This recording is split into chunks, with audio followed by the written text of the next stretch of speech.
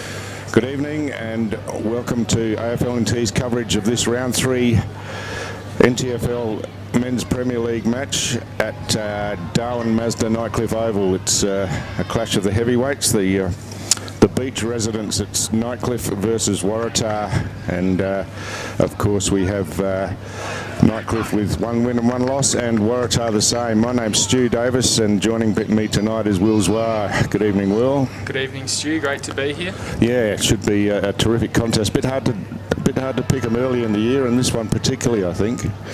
Yeah, absolutely. I think both sides have had pretty interesting starts to the season. Waratah, a bit disappointing round 1, but last week they really put on the Jets, and that 120-point win was really telling. Nightcliff, meanwhile, they almost escaped a loss last week. So that man walking through the centre circle now, Brett Kennedy, he kicked 2 goals late, which gave him a 16-point lead. But apart from that, they looked pretty ordinary against a pretty ordinary Buff side, and round 1 was much the same. Yeah, that's right. They, I think Saints in round 1 just stifled them out of the game, really, and they really haven't hit their straps. And you would think that a home ground advantage would normally favour them, but it hasn't really. Hasn't really gone that way over the last couple of seasons, and yeah, I think I sort of lean a bit towards Tars tonight. Yeah, Tars get my tip tonight as well. I think they'll run out. We'll go with a 30-point margin. Yeah, of course, Tars lost in that first round against a very strong Southern District side. I was talking to Ricky Nolan before the game. He said it's the strongest round 1 side he's ever seen in NTFL footy. So, and of course, they had a terrific clash last night and got the chocolates against the Bombers. So they're travelling well, but we're right for the start of the game here. And of course, it's big Alex Pate doing the ruck work for Nightcliff falls into the hands of Philo, who wins the first clearance for Nightcliff down towards half forward. Well taken over the back by Dirksen. Dirksen plays on quickly, but that one's chopped off in the middle of the ground by Timmy Keranua. Keranua looking to move the ball quickly straight up in the middle of the ground, looking for his captain, but just slid a bit there and missed the target. And there's a free kick off the ball here. I think it might go to Philo, who's being held off the ball without possession. Pretty scrappy start so far. Philo into the forward pocket, hits his teammate in the half volley there, and Stanley Cox snaps towards goal, but it'll go to the right side, and our first score is a behind to the Tigers. There's a conference here between the umpires. I think boundary umpire thought that might have hit the behind post. That's why it's been called. So no score in fact, and Keranua to bring the ball back in. Elects to go short and finds Westworth only about 20 metres out from goal. Elects to switch back into the goal square, and Keranua takes it right out the other side. And so Tars looking to build from defence. Collis happy to go short again, and back to Westworth. And Westworth switches again to the near side of the ground as the ball misses the target, and it's Edwards at ground level with a bit of pace, gets away from his opponent, wobbles a kick inside forward 50, but Keranua again tidies up and gets a hand pass across to Carroll. Tars under a bit of pressure in the back half, but eventually managed to clear it away down towards the wing, and that's a strong mark taken in front by Damon.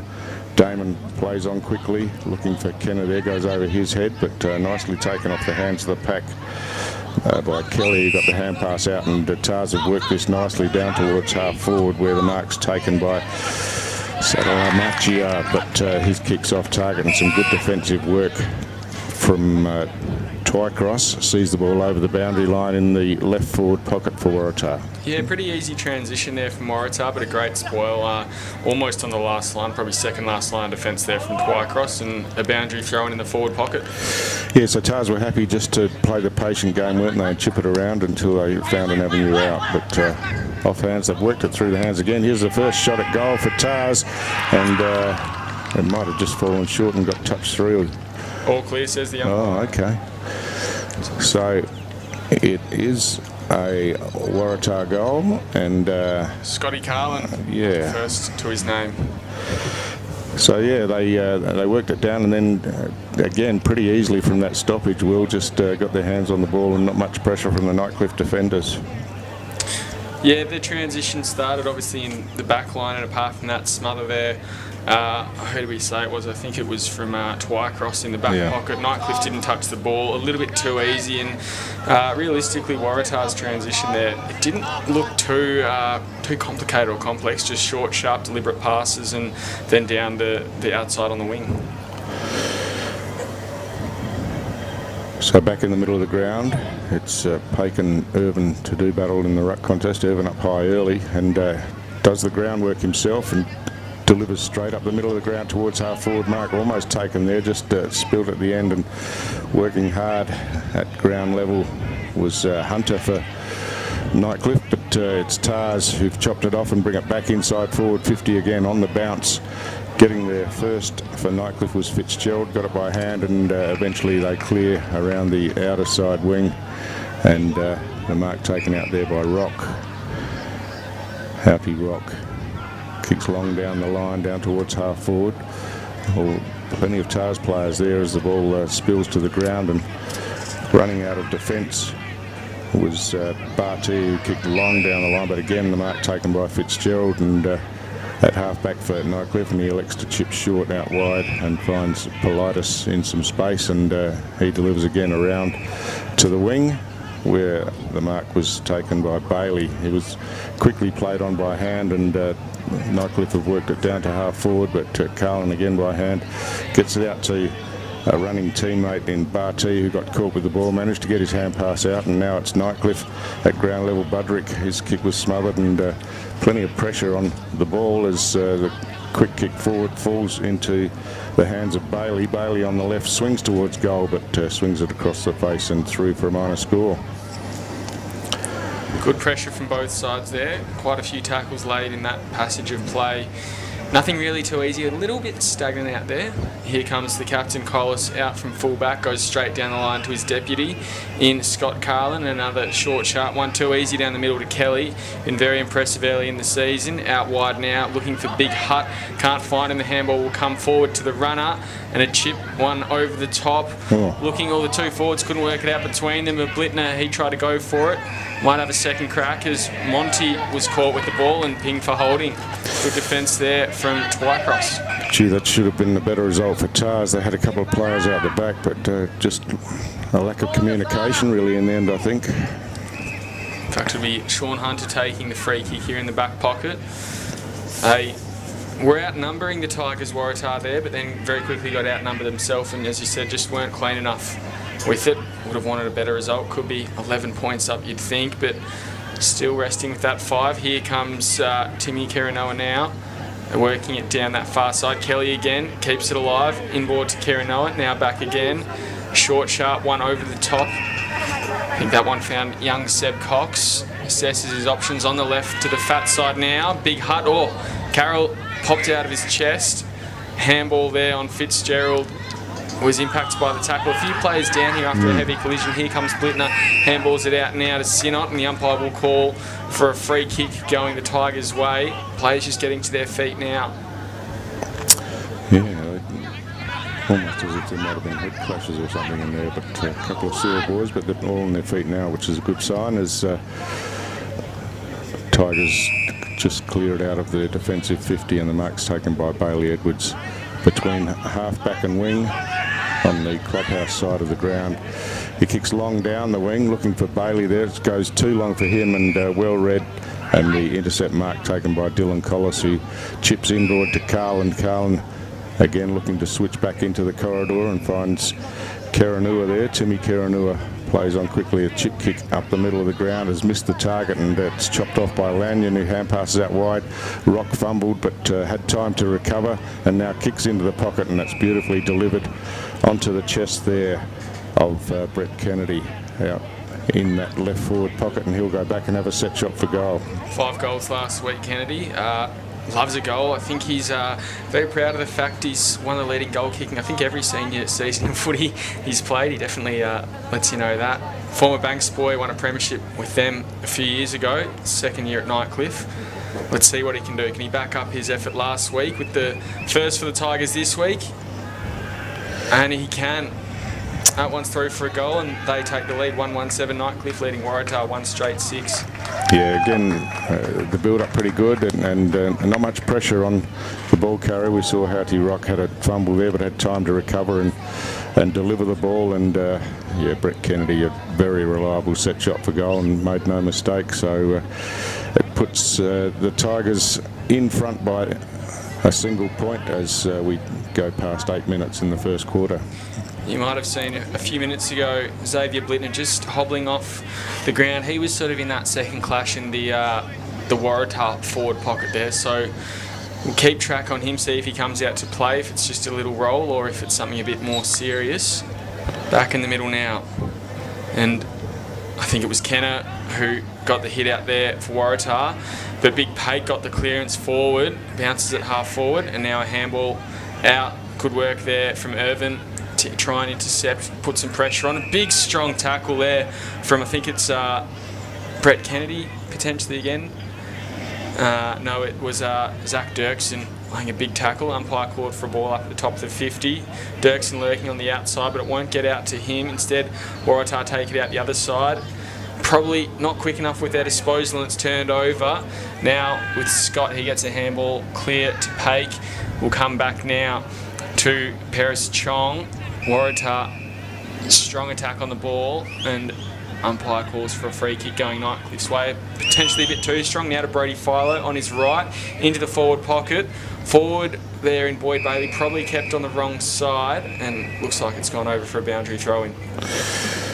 Yeah, Bailey, just kick wasn't to his advantage, and it was Collis who got his hands to the ball but couldn't hold on to the mark, and it's a boundary throw-in in that right forward pocket as the big fellas do battle again. Cox nudged out of the way there by Irvin, took it out of the ruck contest and gave by hand to Barty. Barty straight up the middle of the ground. Tars happy to work the corridor as the ball spills out the back, and now they've got a player running onto the ball with a couple of bounces, hooks the kick around the corner. That was Damon, who kicks long towards goal but was offline and just through for a minor score.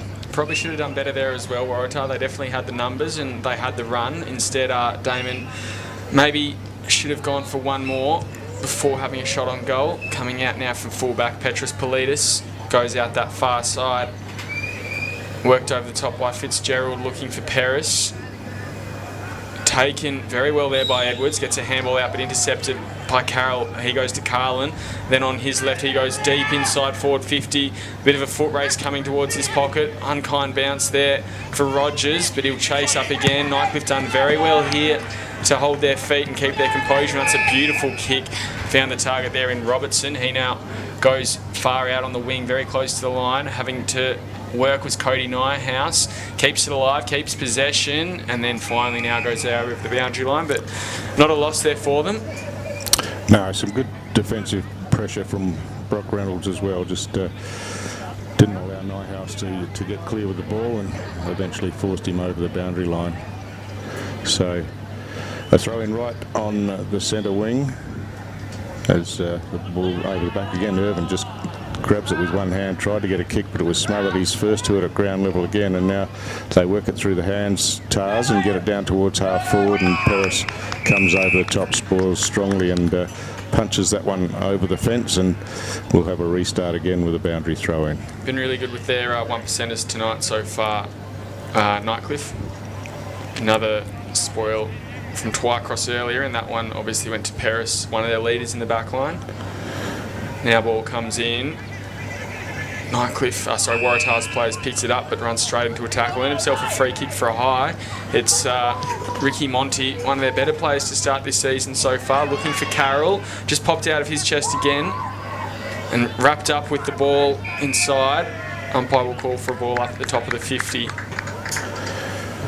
Dangerous here for Nightcliff. Waratah's forward line looked very dynamic, very versatile in the first two games so far this season. Kicked out there now from the Nightcliff defender, only goes as far back as Banbury. Now he launches it inside 50, trying to get up there was Damon, and it's picked up by Fitzgerald, worked out of defence again. Oh gee, heavy bump on the ball carrier. Not too clean there, Nightcliff. They're almost getting a bit too much in the habit of bombing it out. Carroll tried to claim the mark as the umpire paid it, he has. Yeah, good contested mark by Carroll at half forward. He's been the target a couple of times, which is unusual. He's not a tall player, but he plays strong, and that's a good pass and finds Hutt at half forward, and he'll go back. He thought about passing off, but eventually looks like he's settled on going back for the set shot. He'll be kicking from just outside 50, you would think, here at Darwin Mazda Nightcliff Oval. And you can see in the background not much movement in the trees. Conditions pretty good for footy in NTFL, and gee, it's opened up for him there, hasn't it, with a short pass finding Kelly inside forward 50, and he had plenty of space, and he'll go back from a bit closer in and a better angle.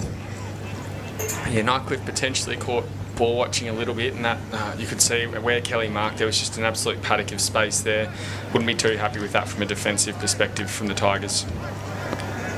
In comes Kelly looking for Waratah's second. Pretty big high kick. Umpire barely moves, so they get their second and extend their lead out to 6 points. Yeah, just a bit slack in defence there. Nightcliff allowed the player to get into some space, Kelly, and the delivery was good and his finish was good as well. So Tars with an early couple of goals, and probably the lead for Waratah by a goal is probably where the general play sits as well, that they've had their opportunities and have been patient in their build-up and happy to wait and pick out the loose player. So a couple of goals up, and Riley Irvin just starting to have a bit of influence in the ruck, getting his hands on the ball in these ruck contests. But having said that, Pake wins this hit out down to Philo. His hand pass missed the target, and strong work from Tars. Run it through the hands, and the delivery inside forward 50. Oh, strong contest at the ball there from Damon, but left it behind in the end, and Monty tries to get it out. He's in there burrowing again, but it's intercepted this time by Rock, and eventually comes into the hands of Big Pake, who delivers forward of centre and over the top. That's a well-judged kick, and the mark taken by Lanyon running with the flight of the ball. Delivers inside forward 50. The Tars defenders trying to punch it away, and eventually it falls to ground level. Westworth gets the hand pass out. Carroll was under plenty of pressure as he received the ball. It got knocked out of his hands, picked up by Lanyon again. Goes low and gets tackled high and wins himself a free kick just outside 50. Lanyon's starting to get involved here, elite ball user. Oh, that's a good kick as well. Unfortunately, the forward, Board Bailey, was just under a little bit of pressure, and then tackled there was Ricky Monty as the Tars try and work it out of defence. Now handball back from Westworth. He finds Timmy Kiranoa, or almost taken high as he tries to shrug the tackle, but gets a kick away.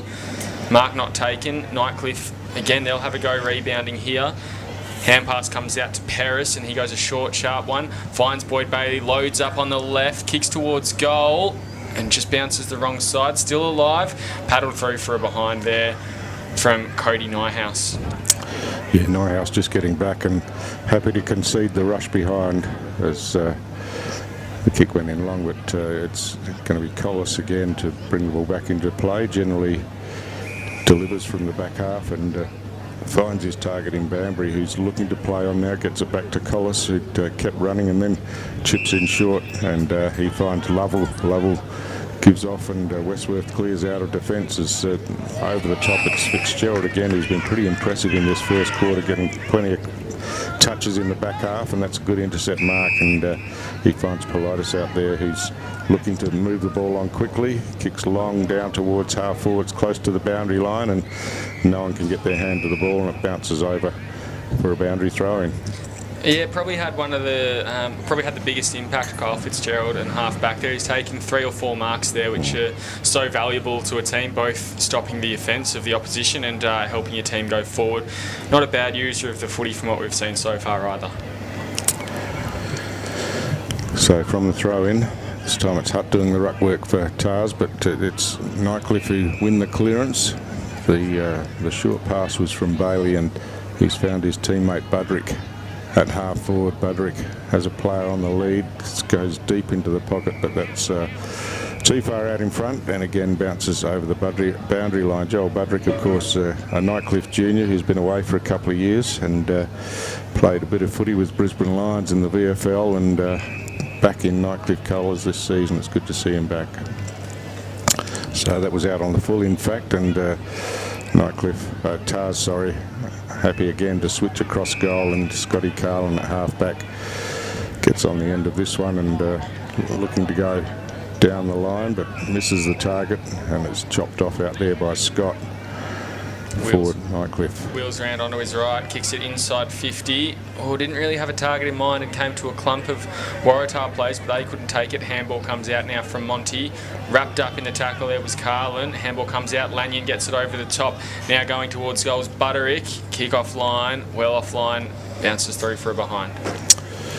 He's just under a bit of pressure there and dragged the kick, but it looks like he's playing across half forward and starting to get involved in the game as Tars look to bring the ball back in near side of the ground. This time Collis receives the kick out and chips dangerously into the centre corridor at half back and puts his defenders under plenty of pressure, but the ball spills to Carl and he gets a kick as he's tackled, and again a strong tackle out there by Fitzgerald. Play on's the call as the ball spills out and Tars clear it away around the outer wing as again they're happy to switch straight back into the middle of the ground, and Lovell receives the ball and goes out wide again, and now it's Karanua who's got plenty of space, has a bounce, chips over the top, and the ball out in front, but just a bit too far out in front for Blittner. Couldn't control it, and Rock comes in and tidies up for Nightcliff and delivers beautifully along that outer wing, finding Kennedy. Kennedy goes long down towards half forward, and again the quick transition has caught the Tars defence out as Budrick takes the mark. It's a wobbler of a kick, but good enough to find the target in Zach Dirksen, and Dirksen takes the mark within range, deep in that right forward pocket. Just tick towards the 20-minute mark of this first quarter here at Nightcliff Oval, and it's been an interesting game so far. You can see quite low scoring, just the 3 goals in it so far. This would put Nightcliff back in front by 2 points if he can kick it. As we mentioned before, it looks pretty still out there. Oh gee, I'm not sure what's happened with that one. Almost looks like he's check-sided it towards goal and fallen well short of the target, through for behind. So you're watching AFLNT coverage of the TIO NTFL Men's Premier League season here from Darwin Mazda Nightcliff Oval as Tars again chip it around, and the mark taken by Saltamachia.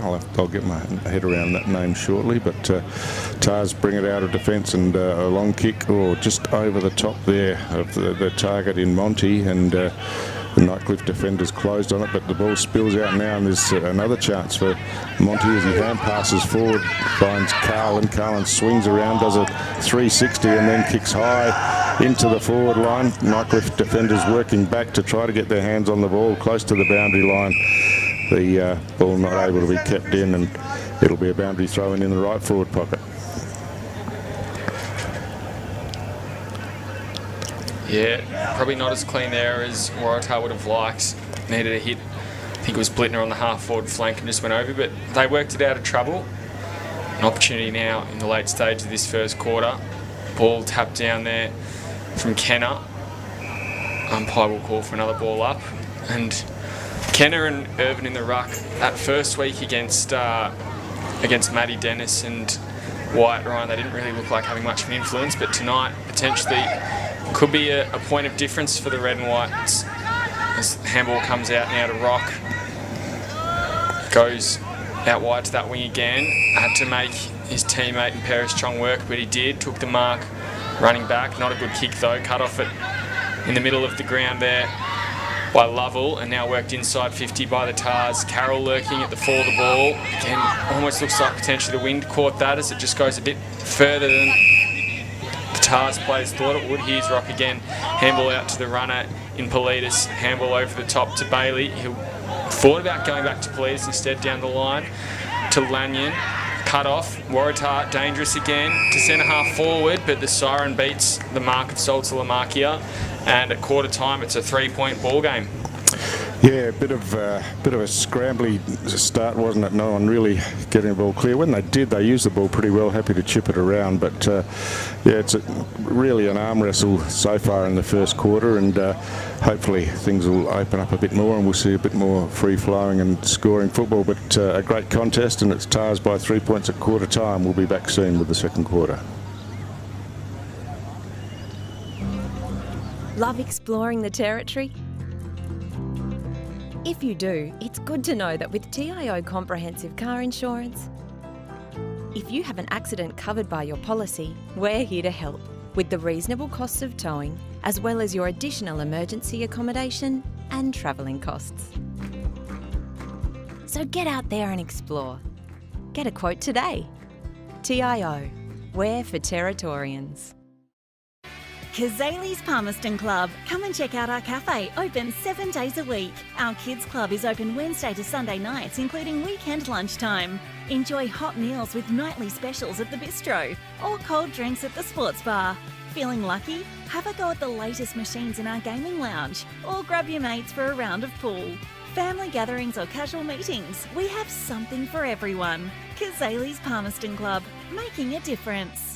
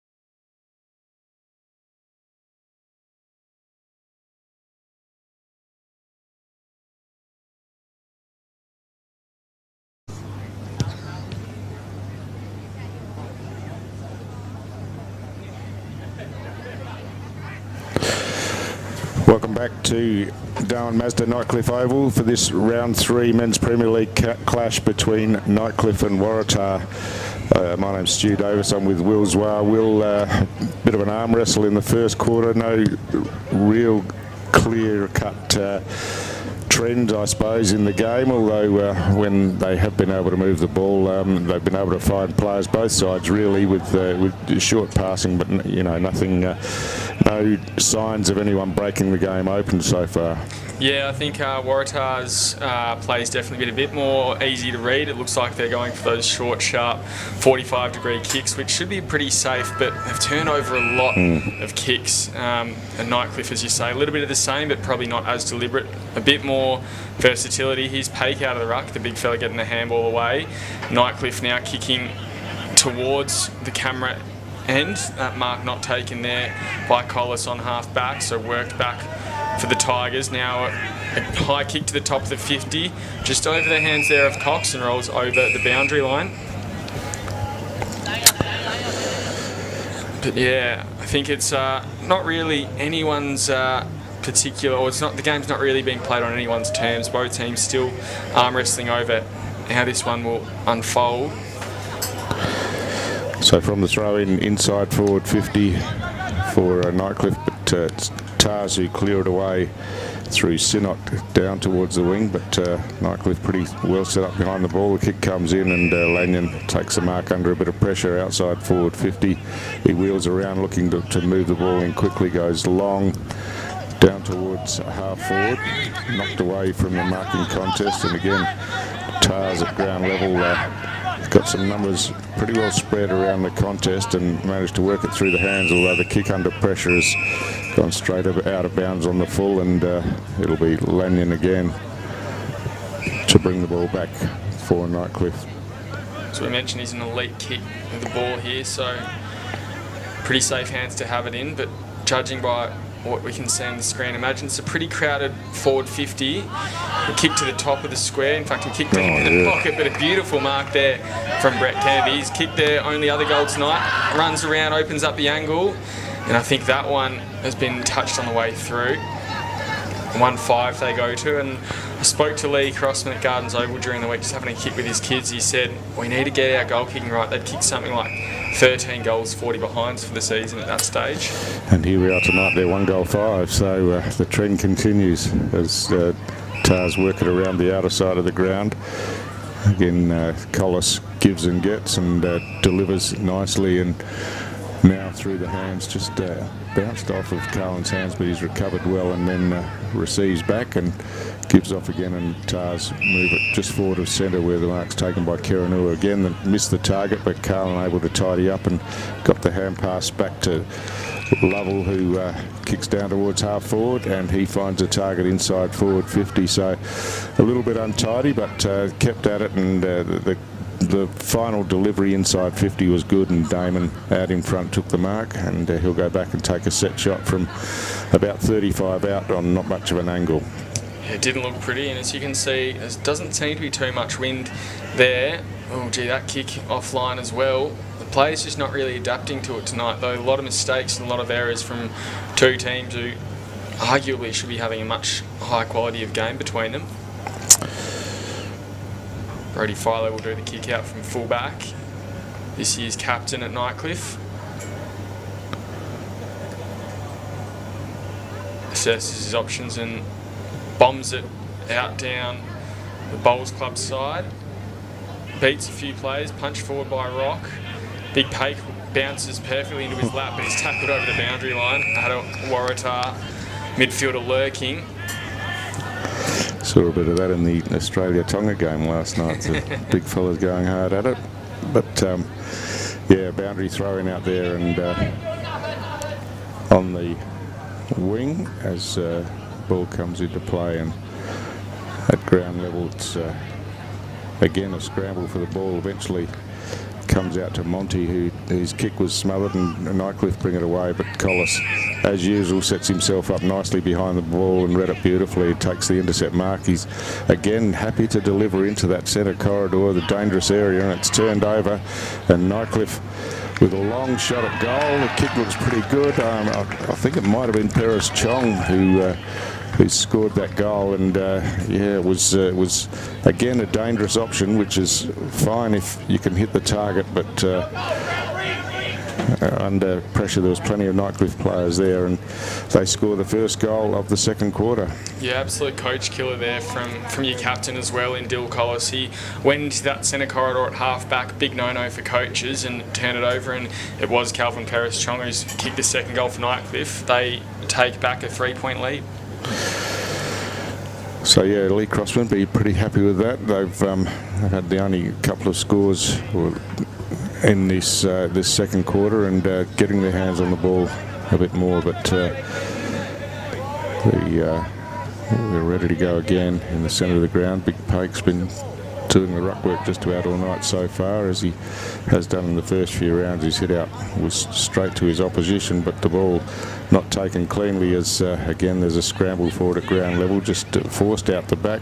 Carlin gets bundled over, and illegally, according to the umpire, and Scotty Carlin, another disposal coming up. We're used to seeing him racking them up, as he's called to play on now, and goes by hand into the centre of the ground with the long kick from Irvin, goes high towards half forward.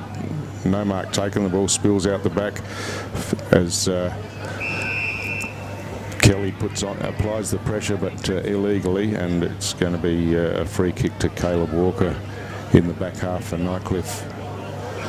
Walker just looking down the line, he goes close to the line there. Again, knocked forward from that marking contest, and Nyhouse at ground level tried to pick up, got tackled without the ball, and he'll take the free kick. So looking for his options down the wing. Again, just sort of looks to bomb it long. Looking for Dirksen, but goes over the top. I think picking up now will be Cox. In fact, he overruns it, and Tars had a few numbers there. Ran into a little bit of trouble there with Brock Reynolds, but got a handball out there to Banbury. Now working for a few numbers. Perfect paddle out there to Kieran Noah. He gets around one now, kicks inside 50, or to the top of the 50, looking for Hutt. Goes over the top of him. Blittner with pace. Runs through, picks it up. In fact, it's Max Rick Rogers, and wasn't clean with it, so Nightcliff now on the rebound as well, but intercepted. Very scrappy play here. Rock, he goes to Scott. We'll have another crack at it, and gets a handball out this time to Boyd Bailey. Handball through with that gloved fist he's rolling with tonight. Now inside 50. Kennedy used his body very well, and he'll get it out the back, running into an open goal. Brett Kennedy loves those ones. Gobbles it up and tells him to give him a call. His second goal for the night extends it out to a 9-point margin. Yeah, that was terrific down there from Dirksen, who got the ball out the back to Kennedy and enabled him to run into the open goal. But yeah, certainly marked that one down as a pretty important goal assist to Dirksen. But we wouldn't expect Kennedy to miss those. And the opening couple of goals of this quarter goes to Nightcliff. So Tars with their work to do to turn it around now. Yeah, just in a quick little flash, what probably seemed like Waratah's game, if anyone's in the first quarter. Nightcliff now look a bit more in control, but still it's up for grabs. A little bit of scoreboard pressure being applied now from Nightcliff, doubling their scoring shots tally. So just a set-up error there. There's a warning given, and we'll start with a throw up in the middle of the ground. Big Pake caps himself under it, got the hit out, but Carlin read it best and clears for Tars down to half forward. It's kicked off the ground on the half volley, is out towards the wing, and again there's a wrestle forward at ground level. Tars set up well behind the play. The hand pass comes back to Carlin. He chips towards half forward, picked up at ground level by O'Day, and just tries to run one across the ground, and it goes across the face of goal and through for a behind. Been impressive so far this season, O'Day. Probably hasn't had a huge impact tonight, but if he can get on it, there'll be a dangerous prospect up forward. Nightcliff really not helping themselves in the forward line there. O'Day, as we spoke about it, needs to get himself involved in the game, but Nightcliff get away with one there, working it down that far side wing. just overrun it. Waratah need to be quick. They get a quick kick out there to an open target there in Scott Carlin, not one usually without an opponent. He goes to the runner there in Collis from outside 50, launches it to the top of the square. Oh, Carroll juggles through a mark, and another one who you wouldn't expect to miss from here. I don't want to put the commentator's curse on him, Stu. No, he's right at the top of the goal square, but that was better, wasn't it? It was quick ball movement, caught the Nightcliff defenders out, and Carroll read it beautifully and took the mark. And yeah, we should think that we could mark this one down, and one that they needed after Nightcliff got the first couple of goals of the quarter. The premiership captain from a few years ago came with 6 goals last week and just squeezes that one home. Ever reliable Brodie Carroll reduces the margin back to 2 points, 3-3-21. Waratah trailing Nightcliff 3-5-23. Yeah, Dylan Collis involved again, and Scotty Carlin, of course, who's getting plenty of the ball tonight as he usually does. But yeah, that time they took the punt, went along to the top of the goal square, and Carroll did the rest. So.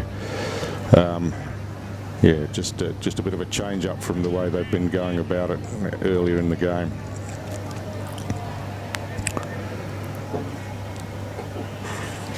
So that passage of play, Waratah looks a little bit more likely, and when it pays off, they probably are looking the stronger side, but Nightcliff definitely dangerous on the rebound as well.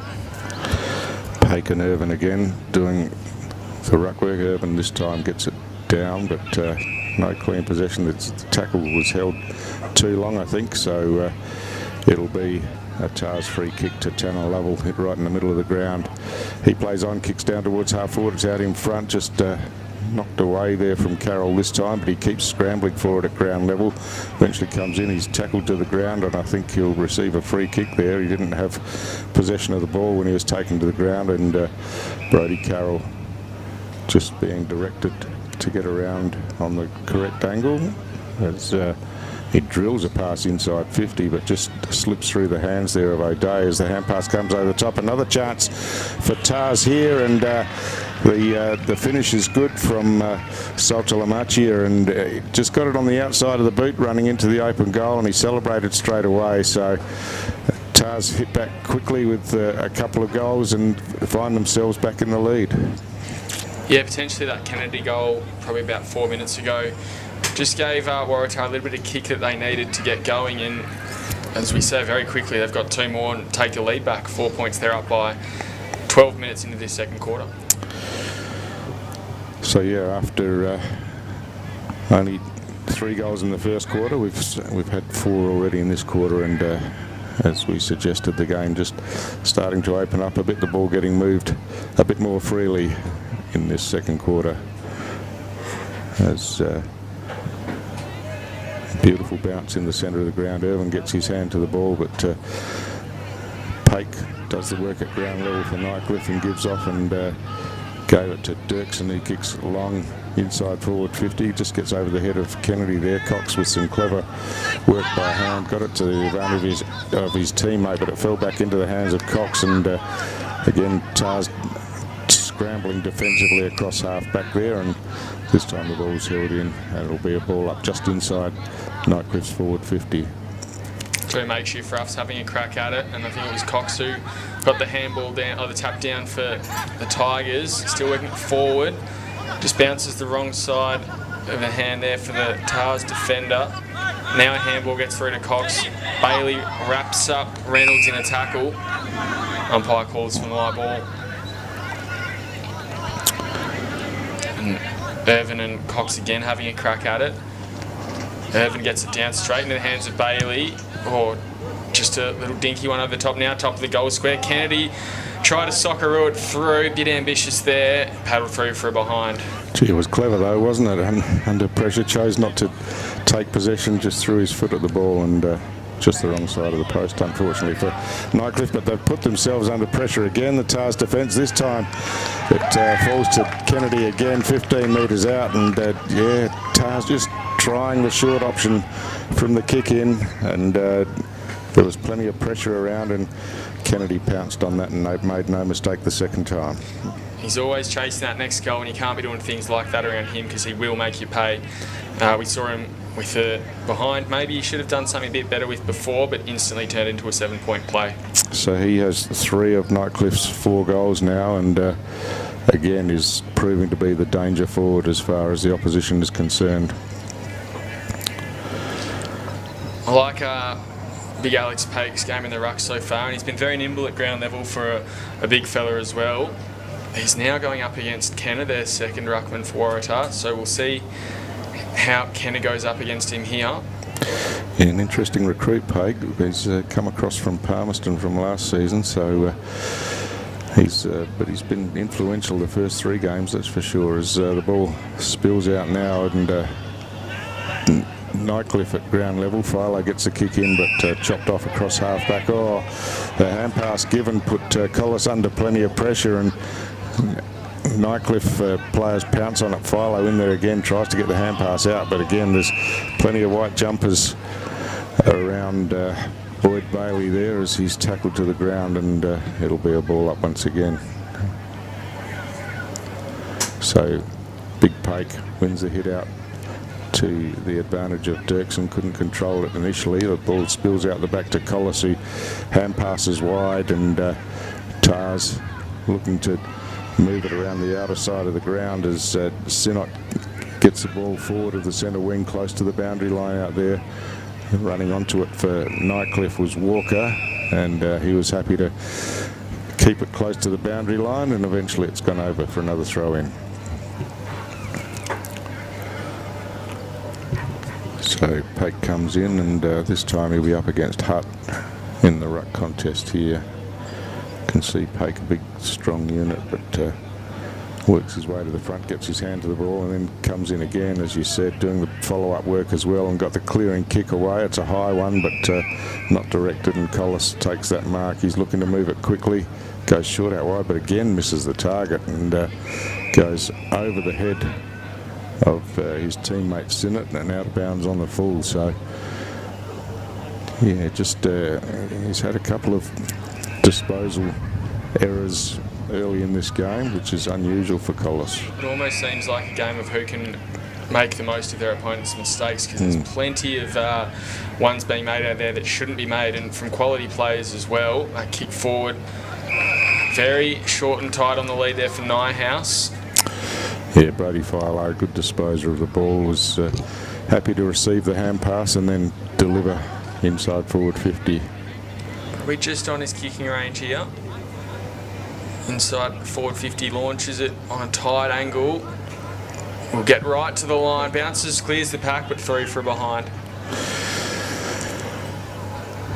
Yeah, just as you said, Will, right on his distance, and the ball just lobbed basically on the goal line. But Tars looking to build out a defence again and come grandstand side, and gee, that's tight to the boundary again, but Karanua was good enough to take the mark, and then goes back to Collis in the goal square, and again they're chipping it around. A dangerous one on the bounce puts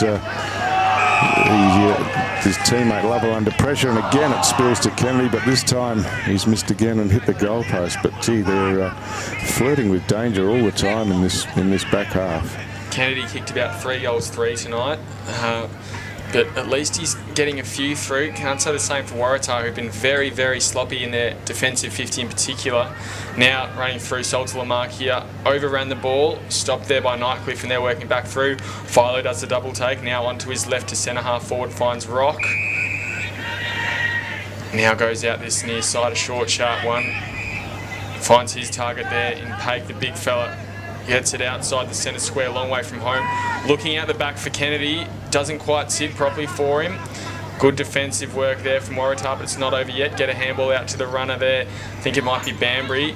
He'll get it back. No, he won't. Running through the other side there. I think it was, I'm just trying to work out the players here, sorry.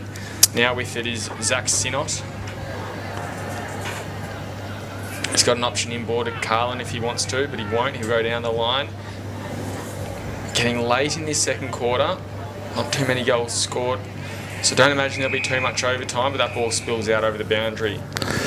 Yeah, it's if you're a Waratah supporter, it's hard in your mouth a fair bit, isn't it, with what they're doing in the back half, and I'm sure that's something that Ricky Nolan will address at half-time, just to take a bit of pressure off themselves, because that's what they're doing, putting themselves under pressure in the back half a bit unnecessarily. But this time Irvin takes it out of the ruck contest, gets caught with the ball, play on the calls, it spills out the back, and a quick kick forward out there by Sinnott down towards half-forward. Mark almost taken but not paid, and Sinnott again gets a kick inside forward 50. Working back was Fitzgerald, spilt the mark on this occasion. There's a snapshot for goal. It goes across the face and misses everything and bounces out of bounds. Uncharacteristic from Brody Carroll as well. And you'd think Waratah, I guess the good news for them is they've been pretty woeful at times tonight, so they can only go up from here. But I think Ricky Nolan will be more frustrated than Lee Crossman as we're through a half of footy at this stage. Waratah maybe a chance here to get some reward for effort. I think it's Carroll on the ground there. In fact, it wasn't, but it was a Tiger wrapped up with the ball in hand. We'll have a ball up inside 50. You can see close to goal for Waratah, and it'll be a free kick going to Max Kelly, who's kicked one goal tonight already, their first of the evening. Yeah, there's just a bit happening off the ball, wasn't there? And that free kick was picked out, and Kelly with the chance to put Tars back in front again. So again, Nightcliff have missed a number of opportunities with shots at goal, and have left the door open for Tars. So Kelly been very good, mainly off half back so far this season, but that's his second goal for the night here, and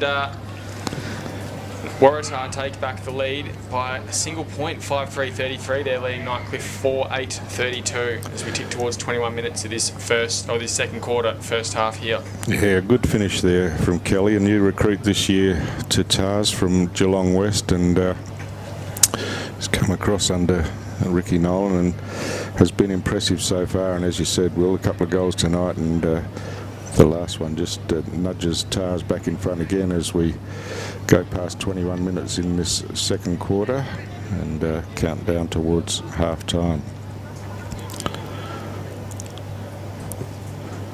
Umpire Mark Noonan, NT's most experienced umpire, throws the ball in the air as Irvin gets up high, wins the hit out.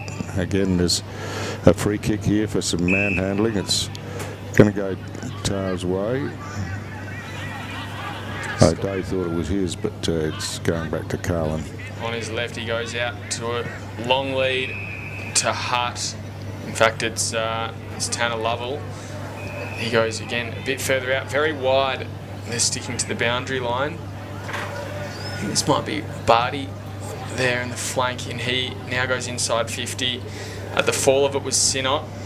Couldn't take it cleanly. Nightcliff with an opportunity to rebound. Lanyon gets a handball out and just thrown on the boot there into the middle of the ground. One-on-one, Reynolds saw spilled through his hands. Kept caught the wrong side of his offender, but he couldn't take it cleanly. Now rolling through, Nyhouse rolls it forward. Foot race to it. Brett Kennedy, of course, he's first to it. Handballed it to a teammate. Not in a great position, and good work there from Waratah to clamber around the pack there. Reduce the danger. It'll be a free kick going Waratah's way, this time to Coghlan West. He'll go a short one to Kirinoa, who he's like crossing goal tonight, hasn't he, Kirinoa? Almost looking for it again. Not quite. Yeah, he's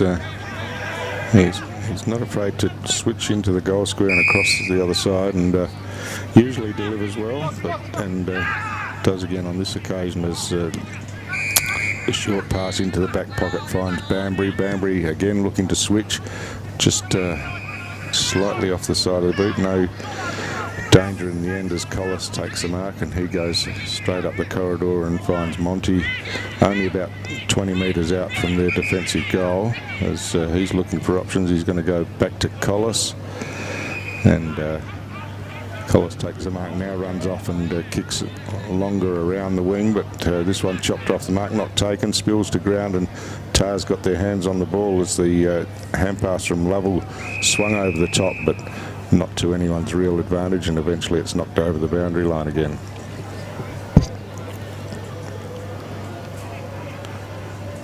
So tick towards the 24-minute mark of this second quarter here. Nightcliff Oval.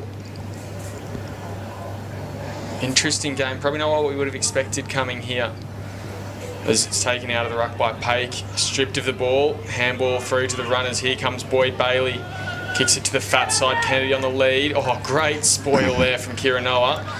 Puts it out to Bailey Edwards about 70 out, and he'll turn around, go for Kennedy, and a Kiranoa again with the spoil, really making Kennedy work for it. Almost taken high, ducked into it, I think the umpires said. There'll be a free kick. It will be going to Kennedy.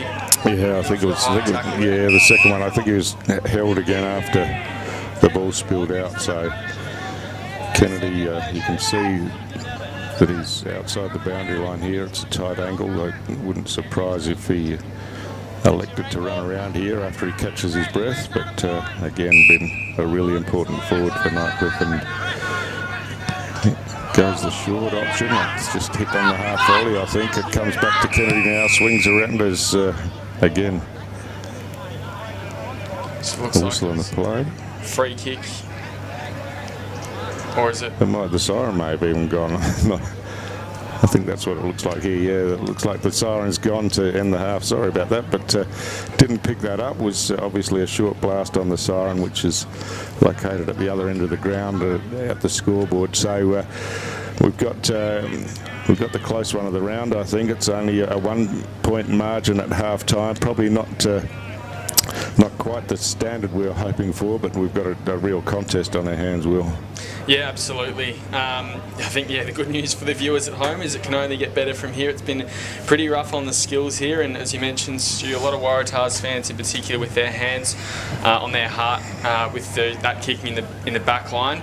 But there's definitely a lot of potential tonight if either side can really get their kicking boots on and hit those targets. The game could vastly improve. Brett Kennedy, probably a highlight at this stage with 3 goals in that forward half for Waratah. It's a pretty even spread, but you'd say Brodie Carroll, he's threatening, and Max Kelly, he's got 2 goals up forward for them. Yeah, that's right. Scott Carlin's had plenty of the ball as well, and Lovell's worked into the game. And I've liked Fitzgerald for Nightcliff in the back half. So, it's a 1 point margin at half time, and all to play for in the second half. We'll be back with the third quarter shortly. Love exploring the territory? If you do, it's good to know that with TIO Comprehensive Car Insurance, if you have an accident covered by your policy, we're here to help with the reasonable costs of towing, as well as your additional emergency accommodation and travelling costs. So get out there and explore. Get a quote today. TIO, we're for Territorians. Kazali's Palmerston Club. Come and check out our cafe, open 7 days a week. Our kids club is open Wednesday to Sunday nights, including weekend lunchtime. Enjoy hot meals with nightly specials at the bistro or cold drinks at the sports bar. Feeling lucky? Have a go at the latest machines in our gaming lounge or grab your mates for a round of pool. Family gatherings or casual meetings, we have something for everyone. Kazali's Palmerston Club, making a difference.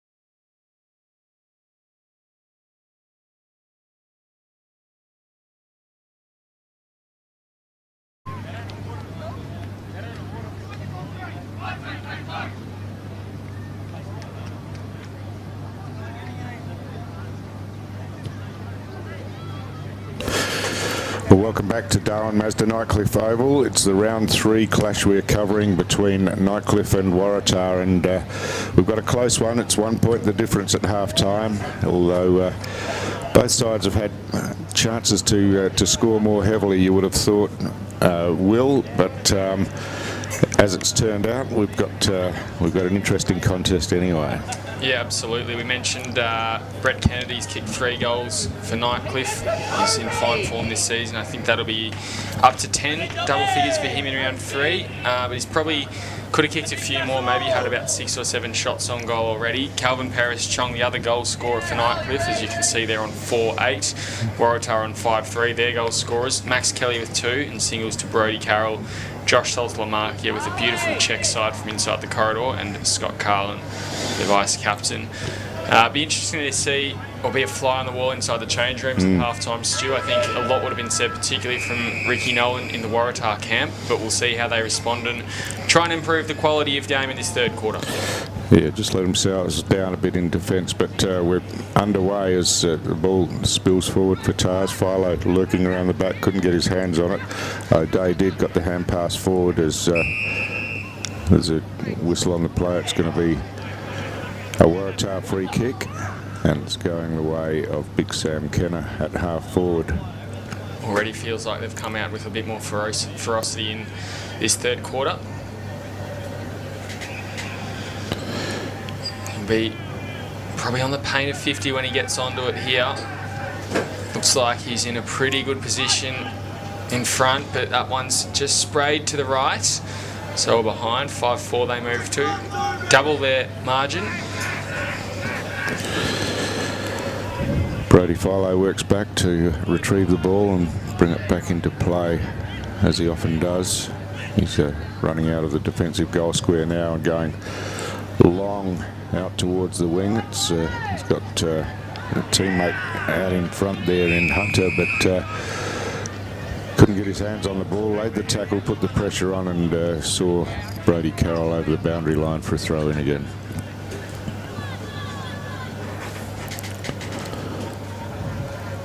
Ball come in on the wing, almost halfway down the ground by the looks of it, and Scott Rose at handball over the top into Bailey, back inboard to Lanyon with the handball, and now there to Philo, handball back to Bailey, kept running through, almost missed the ball there off his hand, and now picked up by Waratah, picking up the crumbs there, kicking it forward. Kelly couldn't get in front, in fact it was Lovell, sorry, and now in the hands of Sean Hunter. That short, sharp 45-degree kick to Lanyon. Been missed so often tonight. Just assessing his options, Lanyon.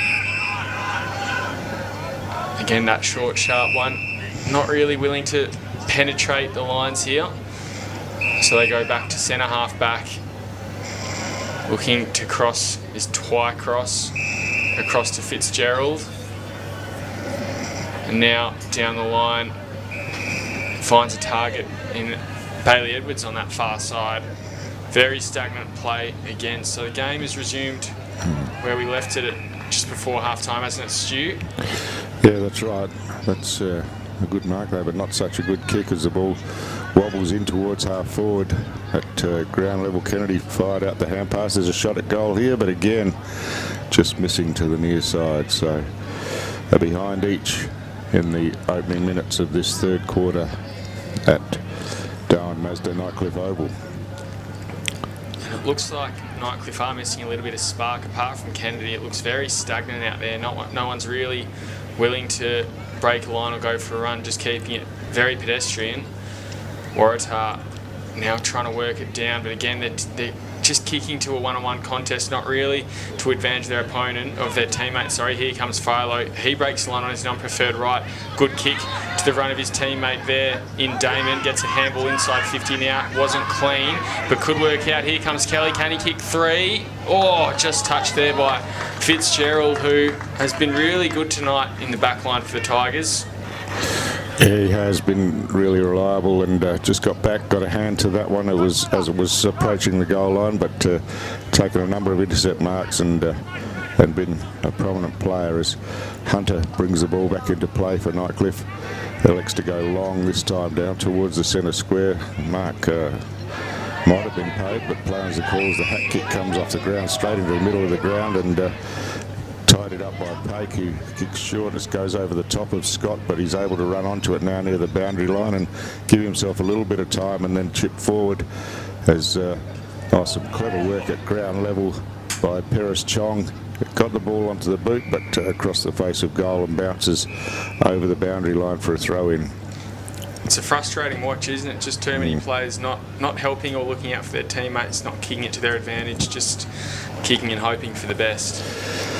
Yeah, early stages of the season, of course, and lots of new players in both sides, so just obviously settling into how the style of play they want to play. As the ball from the ruck contest is kicked off the ground by Paris Chong. I think he might have scored a goal here. He has, as the Tars defenders can't believe that they've allowed that one to go through. And Paris Chong again has a couple of involvements in the last couple of minutes, and yeah, really starting to have an influence on the game. Yeah, so another one who's been quiet. I think he kicked the opening goal for Nightcliff today, or tonight, and he could be another one who adds a little bit of spark to their team into this game and gets them on a roll. Yeah, so Nightcliff get the lead back. They hold that 4-point advantage as we hit 5.5 minutes in this third quarter, and yeah, just the 5 goals apiece so far. So conditions are good. Just looking for the game to open up and both sides to give themselves some better scoring opportunities, as in the middle of the ground it's picked up by Irvin, who got the hand pass out, but again Nightcliff applying the pressure. Scott with a bit of zip gets away from his opponents, delivers inside forward, 50 out in front. That's a great mark taken by big Stanley Cox, and again it was good delivery in, and yeah, a more positive ball movement, I think, and Adrian Scott is one of those players that can have that sort of influence, to just get a bit of pace around the ball, and you saw then that he just motored away from the players around the contest and was able to steady and deliver nicely to Cox, and Cox with the chance now with the set shot. Kicks towards goal, no problem whatsoever, and so that's 2 goals in a minute basically, and Nightcliff stretched the lead out. 10-point margin. Suddenly, the first minute or so, Waratah looked a bit more lively, but it's the Tigers now who are on the prowl. Yeah, that's right, and as we said, a bit more positive ball movement both times, and just a little bit of flair at ground level, and it makes all the difference, of course. And yeah, Tars, despite all the work that they've put in, see themselves behind by 10 points after leading at half-time. So Big Pake has been going at it all night in the ruck contest. Been impressive there, and at ground level, as we've mentioned. Yeah, it's become a really important part of this Nightcliff side, as Irvin wins the hit out this time, and the kick goes straight up in the air. No mark will be paid there as it's paddled forward. Quick hands by Carlin, got it out to Irvin, and Irvin under pressure kicks down towards half forward. The ball bounces out the back. Politis tidies up, gets a hand pass forward to Rock. Almost a look away hand pass, trying to get it back to Politis, but he got bundled out of the way, and now at ground level the ball's taken by Sinnott, but he's wrapped up in the tackle and it'll be a ball up. Umpire Josh Cooper comes in and throws the ball in the air, as again Pake gets his hand to the ball, but not a real hit out to advantage, as Tars win the clearance eventually and kick long down towards half forward. The hand pass comes out to Carroll. He kicks the ball forward, was hit late after he kicked the ball, and it'll be a downfield free kick, and this will be a set shot at goal from only about 20 metres out. And you see that Toby Hutt goes back and retrieves the ball. He's got something in the goal square, that, but he's not going to be allowed to do that, and it'll come back to him, and he'll take the set shot. I'm not sure that to be too concerned that the play wasn't allowed to go on, but Toby Hutt set shot, looking for his first goal of the match.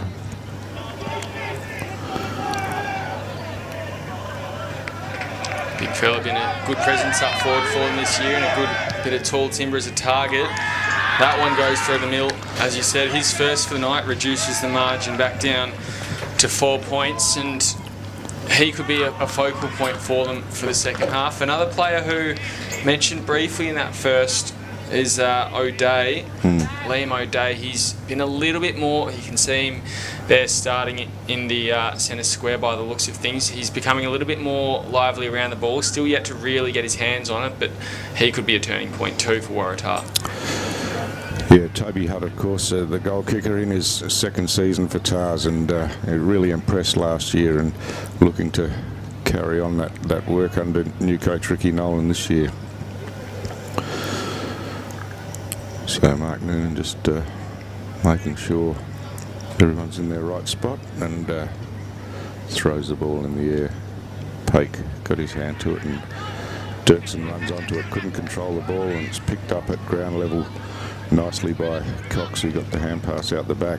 But now the ball spills again forward, and quickly through the hands of Kelly, trying to find a player in some space. Hutt picks up, fends off one tackle, but then got caught in the second one, and Kyle Fitzgerald once again will be rewarded with the free kick for his tackle there, and he's looking to switch the ball to the near side of the ground, but not well directed, and picked up by Rogers in a bit of space. He hand passes inboard, but misses the target. It's cut off by Edwards, who kicks straight down the ground towards half forward as Nightcliff scrambling back defensively, and the ball's caught in underneath here, and it spilled out. A free kick's been paid to Tars, in fact, for holding the ball as it came out. The hand pass comes to Collis, he goes by hand, and now Tars down towards half forward again, next to a cabinet underneath it, got sandwiched by a couple of Nightcliff defenders, but in the meantime the ball's come through the hands, and Tars have walked in another goal there, and it was Brodie Carroll that got the hand pass over and found his teammate in Damon, who made no mistake from the top of the goal square. Yeah, great work on the counter-attack there from Waratah, and awesome work at half-back. I think it was from Jack Banbury, who just earned that free kick there, was dogged at the ball. And yeah, just too many loose plays in the middle of the corridor there for Waratah, and very easy at half-forward as well. A few Tigers went down, all of the Tars kept their feet, and an easy goal in the end. So a bit of a seesaw here. Nightcliff kicked the first 2 goals of the quarter, and Tars have hit back with the next 2 to restore that lead, and they hold the 2-point margin now, as we just saw Max Kelly running off the ground with a bit of a limp. I'm sure hopefully there's not too much in that, and he'll be back in the action soon. But back in the centre of the ground, Irvin up high, got his hand to the ball and fell back to him. He tried to get the hand pass to a teammate running past, just missed that. Running in was the last goal scorer, Damon, took possession of the ball but got wrapped up in the tackle again by Pake, who's in the action everywhere at the moment, as Irvin climbs over the top, got his hand to the ball, and now quick kick forward sees the ball down to Waratah's half forward area. Twycross across half back, just trying to control the ball, got tackled without it, and he'll receive the free kick. He's playing on quickly, switching back, looking for Houty Rock, got his hands to the ball, it slips over the back. Here's a chance for Edwards, paddles it out in front and then controls the ball and delivers down towards half forward. It's a good kick, and marks taken by Nyhouse at half forward for Nightcliff, and looks like he's trying to move the ball on quickly, looking for an option deep in the pocket, and goes down there looking for Kennedy, but he had a couple of opponents. It slips out the back, and running in with the shot at goal. I think it was Xavier Robertson. It was Robertson, yeah. Bit too hungry there potentially. I think that might there be Rock having it. Paris Strong's there, sorry. Inboard. In fact, it goes beyond him. Probably could have been a bit more effective with that handball. Nightcliff, as Carlin picks it up, gets a handball out wide now. Philo, a cheeky one over the top to Kennedy. Has he marked that? I think he has. Thought the Nightcliff, the Waratah defender, got a hand in there, but wasn't to be. He goes a short one on the lead, and very good vision and placement there for his teammate. Yeah, Dirksen, I think it is. who were out on a long lead, and the delivery was good. He just ran onto the ball, didn't have to break stride, and takes the mark out near the boundary line. Looks like he'll line up for a crack at this one, as you say. Pretty tight on the boundary line. Kicking from about 45 metres out, you'd think. Comes in now, this to restore the lead for the Tigers. Across the face, misses everything. Stays alive though, and bounces over for a boundary throw in. Might have just cleared the line well. Yeah, so it'll be a TARS free kick. They're trying to get the ball from behind the goal square. Missed it by a long way by the looks of things. Oh, loud, yeah. So it's Banbury looking to bring the ball back in for TARS. He runs on now and kicks long down the line. Hutt at the back, Fitzgerald in front. The ball spills forward. Sweeping hand pass forward by Stanley Cox, but TARS have chopped it up. It was some inventive work by hand there as players starting to get thrown around a bit. It's a TARS free kick, but again, just wasting that disposal there, and allows Nightcliff to close in and get their hands on the ball. Paris Chong with a quick kick around the corner, but that's half smothered as it bounces forward. Nyhouse at ground level picks up under pressure, kicks towards the goal square. It's bouncing over the top, and TARS defenders working back, including Karanua, who got a hand to the ball and forced it through for a rush behind. Even ball game here, 6-11-47 Nightcliff. Waratah 7-5-47. And potentially a late hit after that kick as well. Sinnott, he goes down to Damon. 2 uncontested marks in a row. Now to a contest. Good mark there. Great mark from Sean Hunter. He now works it back down that far side wing. Finds Cox. He plays on. Looking for half forward again. Just a kick to no one to space. Or stayed in there for, I think it might have been for Cody Nyhouse. Now to the top of the square. Got a hand to it was the Tigers player, but Waratah defended it very well. Just scrabbled out there. And Paik, he picks it up, the big fella, back to Paris Chong. Got around one, a short kick over the top. Kennedy marked. Not 15, had to snap on goal. Now to the top of the square. Bounces off the chest there of Reynolds. Not one you want to drop, but he paddles it forward to advantage of his teammate, and they could be away here. Handball out from Carlin. I think now it is with potentially Coghlan West. He goes long, clears the pack. Damon now backwards, they're working and looking for his Seb Cox. Goes in board, they're looking for someone a bit clearer, or just working it down the field as they go. And looks like there's a bit of a scuffle at half back. Waratah trying to take the advantage while they've got it. But I think we might have a free kick. Yeah, the ball's certainly going to come back. I'm just not sure which way it's going here, but temper's getting a little bit frayed, and it looks like it might be a Nightcliff free kick, in fact, off the ball.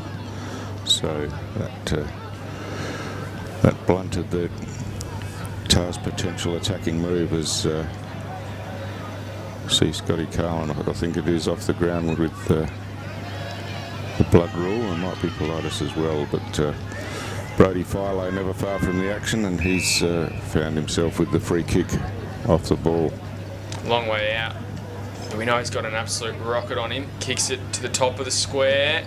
No one can mark it. Handballed out. Again, missing his target. And just toe poked through.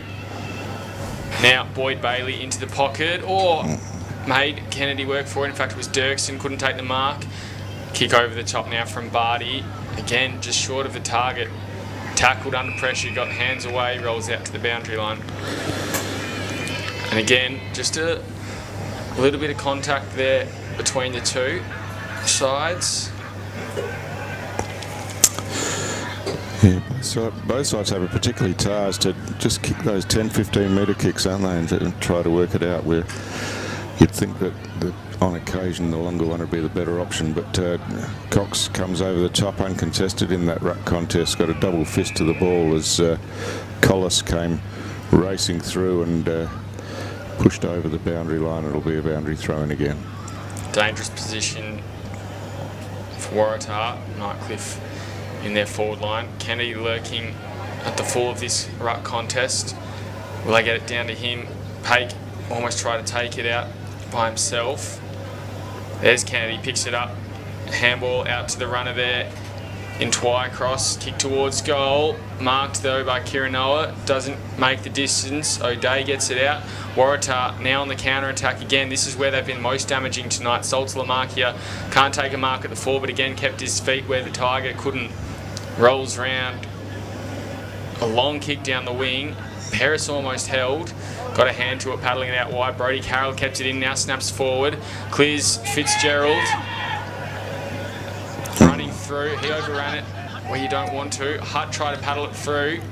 Got it to a teammate who was wrapped up there by Caleb Walker, and looks like it'll be an umpire's ball up in the forward pocket now for Waratah. Very quickly they've been able to move it down the field, as they have a few times tonight.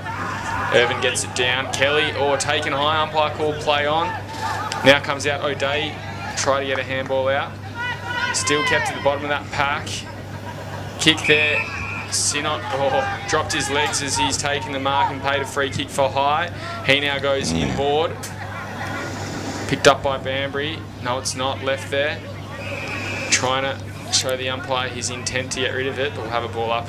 Yeah, again, the delivery inside 50, not great. Will is just trying to rush it in, but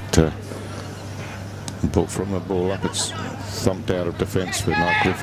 Paris Chong runs onto it, gets the hand pass over the top and then receives back. Just took his eye off the ball, but able to recover. Got it out here to Politis, who gave it back to Paris Chong, who kicks long inside forward 50 now. Well, the ball just fell short of Barty, but he's recovered pretty well to get the hand pass forward.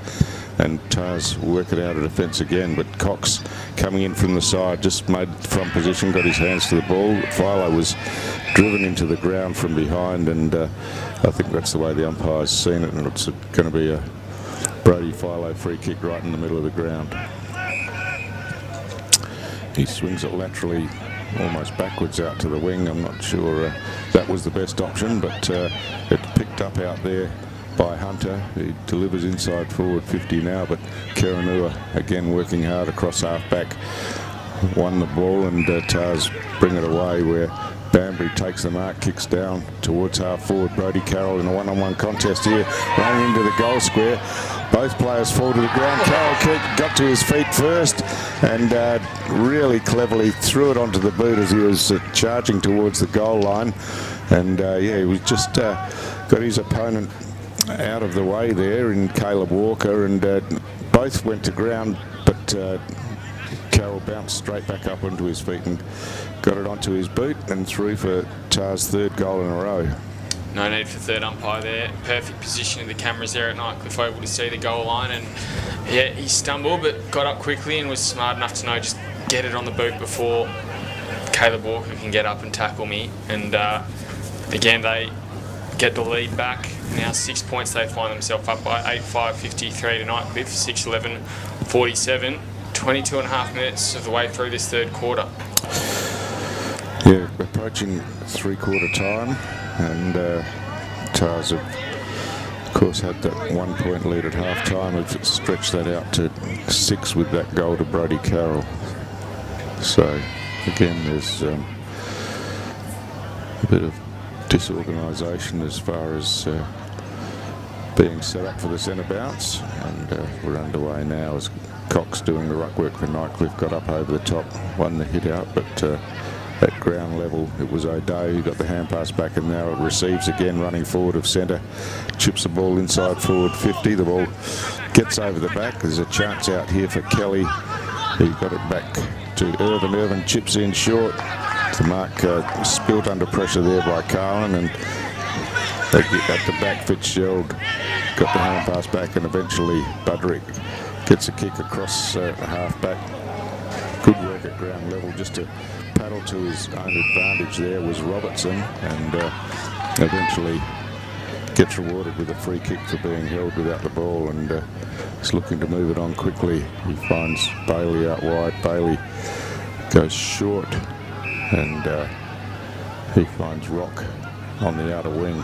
Rock goes short again, but that was just had a bit too much air, and it was pretty easy work for the Tars defenders to knock it away, and eventually the kick comes inboard to Carlin. Carlin short again, finds his teammate Damon just at the front edge of the centre square, kicks long down towards the goal square. It's a one-on-one contest. Fitzgerald got his hand to the ball, but Irvin took it, got the hand pass out to Kelly. Kelly got caught with the ball, and it's a Nightcliff free kick here for incorrect disposal, and terrific work by Politis there. Yeah, great defence there from Nightcliff. Last line of defence, very easy to, under pressure, give away a free kick, do the wrong thing, but yeah, no, they've done the absolute right thing there for Nightcliff, and what would have been a red time goal if it had gone through, and that'll be the score at 3/4 time. You can just hear the siren faintly there, but Waratah will go with the 6-point lead over the Tigers, 8-5-53 to 6-11-47.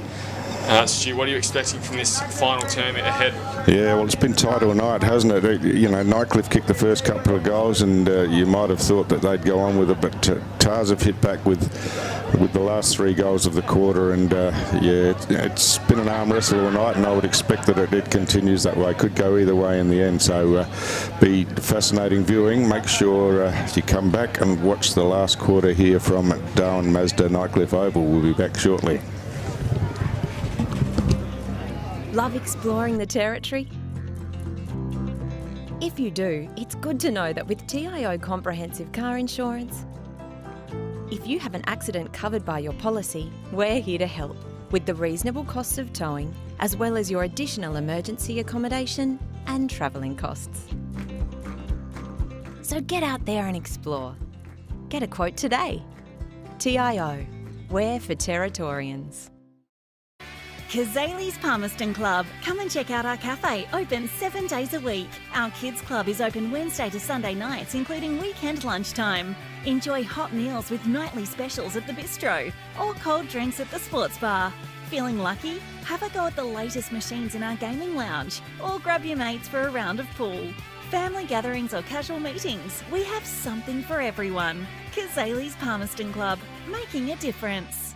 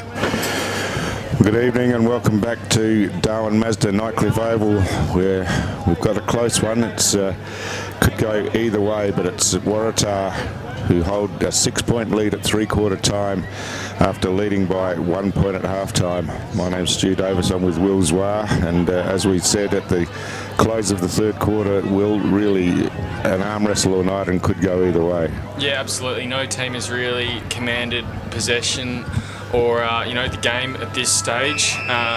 Waratah holding on to that slim 6-point lead. Could have been 12 if not for some really good defence by Nightcliff in the last 30 seconds of that third quarter. But yeah, interesting to see who wants it more. It's almost a game of whoever can make the least mistakes will win this one, as works forward now and kicked forward by Tanner Lovell. Just overruns Hutt, couldn't keep it alive and rolls over for a boundary line. Waratah seemingly have started that first sort of minute or 40 seconds with a bit of ferocity so far tonight, and then from there Nightcliff have been a bit hungrier early in the quarters. Yeah, Tars with the early field advantage here as Kenner does the ruck work, gets it down. It's taken nicely by Kelly, who swings around on the right boot, just touched on the way through. Lanyon gets the hand pass inboard, but his teammate was under plenty of pressure there, and a strong tackle by Damon. We'll see another ball up. Lanyon, just one of those players, fell out of the game a bit in the third quarter. He's an important player for Nightcliff.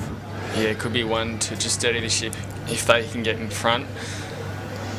Here they go though. Tigers working back. Dirksen couldn't take it, almost tackled off the ball. Bailey, good intercept, but the Tars have numbers. Bailey will get it through again, gets a handball to the runner. Now kick to the fat side onto a lead for Cox. Couldn't take the mark. Paris Chong gets it out wide to Rock by himself, or nearly left it in his wake, but just held on to it, and then a high one. Not sure how effective that'll be. Kennedy got a hand in from the back. Trying to get to it now, I think, is Butterick, but it'll be a ball up in the forward pocket. In fact, it's Cody Nyhouse, sorry.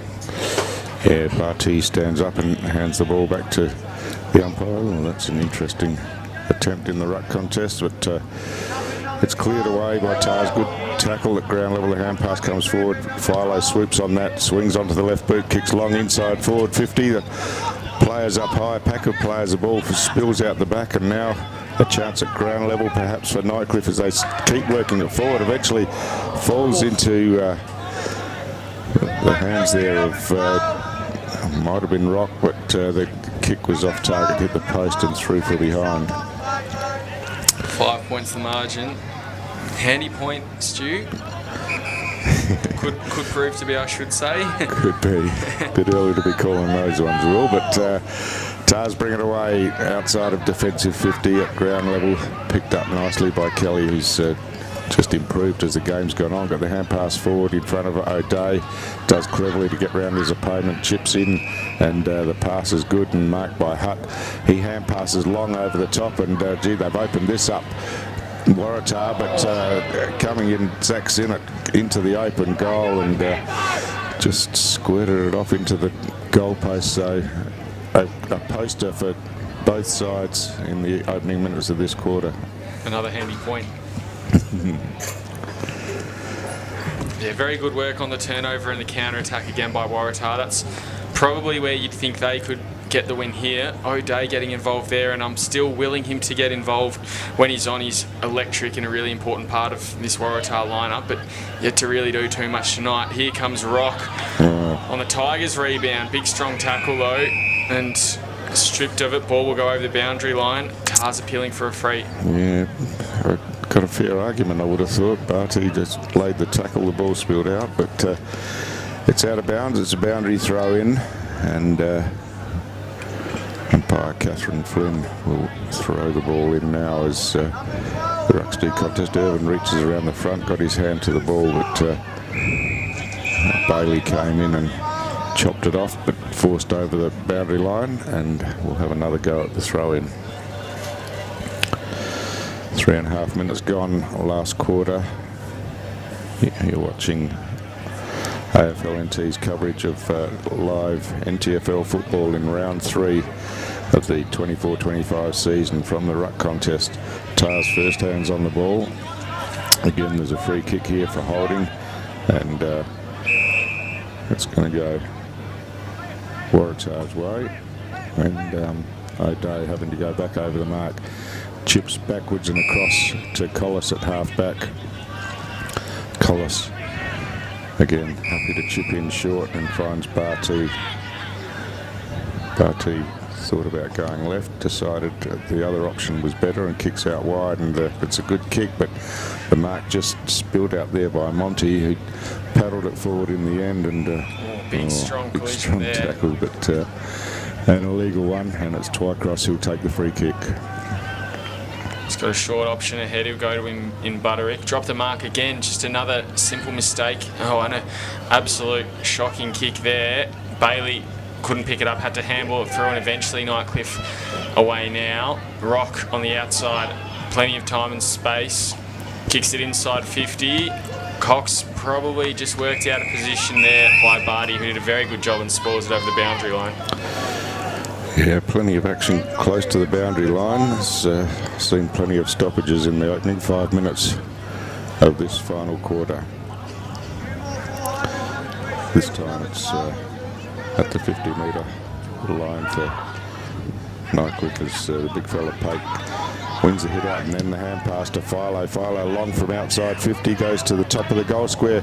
Good defensive work, is punched away, but again it's fallen to the advantage of Brett Kennedy, and again he makes no mistake from close range, but just continues to find himself in the right position when the ball spills over the back wheel.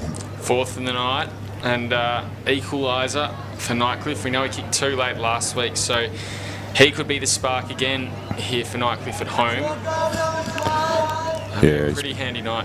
He's kicked 4 of their 7. Yeah, that's right, and didn't see much of it in the third quarter, but yeah, he's always likely to bob up. And again, it was Philo who kicked from outside 50, long to the top of the goal square. The ball spilled over the back, and Kennedy, a smart player, gets himself in the right position more often than not, and capitalised that time.